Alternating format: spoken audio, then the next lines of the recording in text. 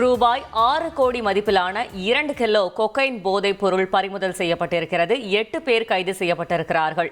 இது பற்றின மேலும் விவரங்களை செய்தியாளர் சாலமன் வழங்க கேட்கலாம். சாலமன் வணக்கம், மேலும் விவரங்களை சொல்லுங்க. சார், என்னோட ரெசிக்னேஷன் எதுக்கு? நானே ஜாப்ஸ் உருவாக்கி பாஸ் ஆகலாம்னு இருக்கேன். எப்படி? பாஸ்வாலா be the boss. Chennai Saint Thomas Mount பகுதியில போதைப் பொருள் நடமாட்டம் இருப்பதாக நுண்ணறிவு பிரிவு போலீசாருக்கும் மற்றும் அமலாக்கம் மற்றும் குற்றப்புலனாய்வு துறையோட நுண்ணறிவு பிரிவு போலீசாருக்கு கிடைத்த தகவலின் பேர்ல அங்கு போலீசார் திடீரென சோதனையின் மற்றும் வாகன தணிக்கையிலும் ஈடுபட்டனர். அப்போது அங்கு தொடர்ச்சியாக போதைப் பொருள் விற்பனையில் ஈடுபட்ட 5 நபர்களை போலீசார் கைது செய்து அவர்களிடமிருந்து விலை உயர்ந்த 1 கிலோ மதிப்பிலான கொக்கைன் போதைப் பொருளை போலீசார் பறிமுதல் செய்தனர்.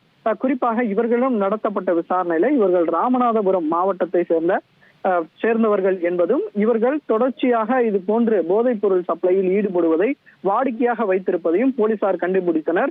இவர்களிடமிருந்து ஒரு கார் மற்றும் 5 செல்போன்கள் பறிமுதல் செய்யப்பட்ட நிலையில இவர்கள் இந்த போதைப் பொருளை யார் யாருக்கெல்லாம் விற்பனை செய்கிறார்கள் என்ற விசாரணையை மேற்கொண்ட போது இவர்கள் கொடுத்த தகவலின் பேர்ல மேலும் 3 குற்றவாளிகள் மற்றும் கோயம்புத்தூர்ல இவர்கள் பதுங்கி இருந்த போது அவர்கள் பறிமுதல் செய்து அவர்களிடமிருந்து 1 கிலோ கொக்கைன் போதைப் பொருளையும் ஒரு கார் மற்றும் 3 செல்போன்கள் பறிமுதல் செய்யப்பட்டதாக தெரிகிறது. குறிப்பாக இதுல ஒருவர் வன ஊழியர் என்பதும் விசாரணையில தெரிய வந்துள்ளது.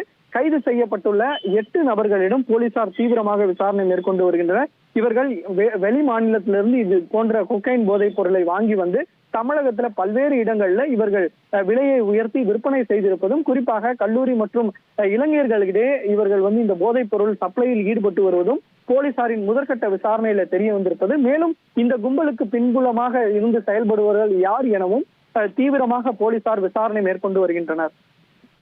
தகவல்களுக்கு நன்றி சாலமன்.